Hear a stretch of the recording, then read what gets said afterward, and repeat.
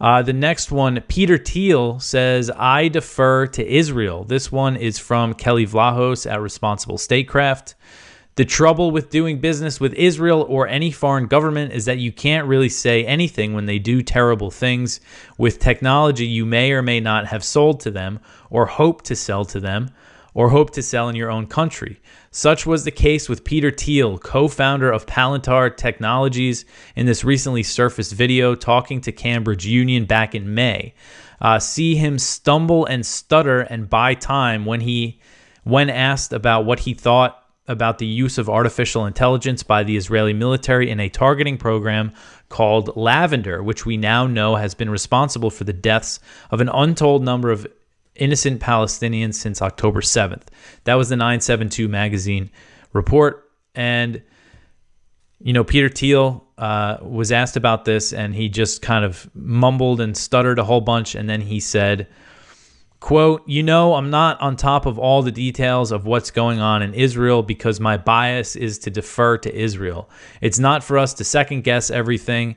And I believe that broadly the IDF gets to decide what it wants to do and that they're broadly in the right. And that's the sort of perspective I come back to, end quote. And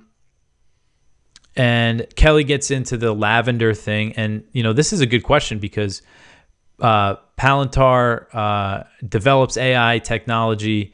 We don't really know what exactly they are doing with Israel, but it's definitely a good question to ask, Peter Thiel, because of the relationship with Israel. So Kelly says Thiel is a billionaire investor, and Palantir serves as both a major investor and creator of AI technologies. For over a decade, it has received major contracts across the U.S. government, including the Department of Defense, Homeland Security, and the FBI. At the same time, its business is international. Palantir is currently testing its new artificial intelligence platform in real time on the Ukrainian battlefield. It has been described as an intelligence and decision-making system that can analyze enemy targets and propose battle plans. Other Palantir security technologies include AI for predictive policing and surveillance. No doubt this is why the company has been called the AI arms dealer of the 21st century. But what about Israel, where more than 39,000 Palestinians have been killed since October 7th? In January, Palantir had held a board meeting in Tel Aviv for the first time in solidarity with Israel and announced a new strategic partnership with the Israeli Defense Ministry to supply technology to help the country's war effort.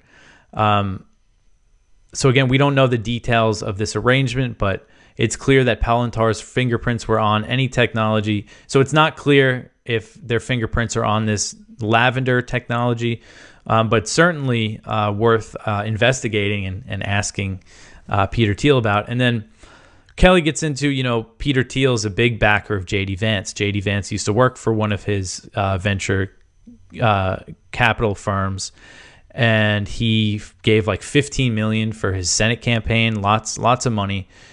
So Vance is, like a Peter Thiel guy.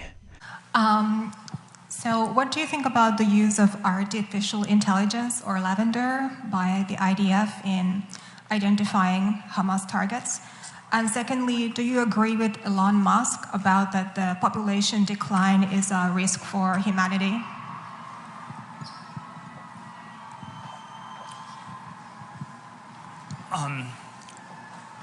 Look, I'm not,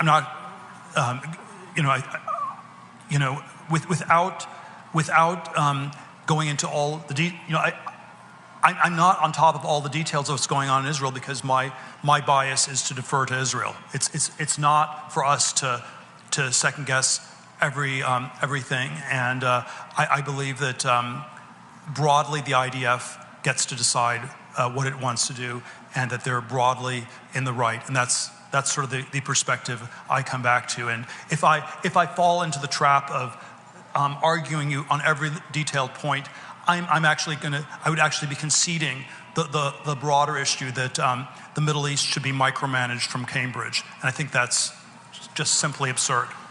And so I'm not going to concede that point.